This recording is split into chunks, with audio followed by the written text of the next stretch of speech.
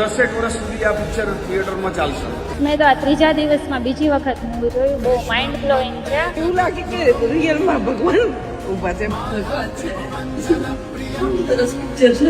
એમ થતું સામે ભગવાન ઊભું. હું તમને વિનંતી કરી છે જૂના પેઢી તરીકે કે તમારા લોકોને કૃષ્ણને શંખ વગર, ચક્ર વગર અને વાંસળી વગર નિહાળવો હોય કે કૃષ્ણ કેવો છે, કૃષ્ણની અંદરનું મનુષ્ય સ્વરૂપ કેવું છે, તો તમારે અવશ્ય લાલો મૂવી તમારા પરિવાર સાથે નિહાળવું જોઈએ. ચક્રમ જગત ચક્રમ યુગ ચક્રમ ચ કેશવ આત્મયોગન ભગવાન પરિવર્તય તેનિશમ. મારી ઘરવાળી 7 વર્ષે મૂવી જોવા લઈને આવ્યો છે.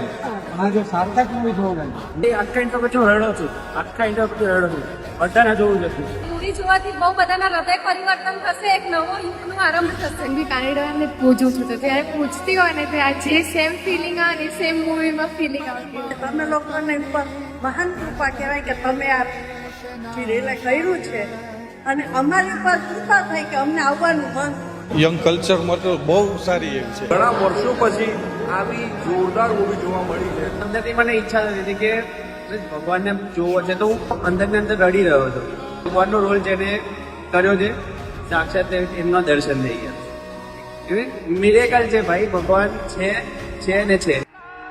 કૃષ્ણ કૃષ્ણ કૃષ્ણ કૃષ્ણ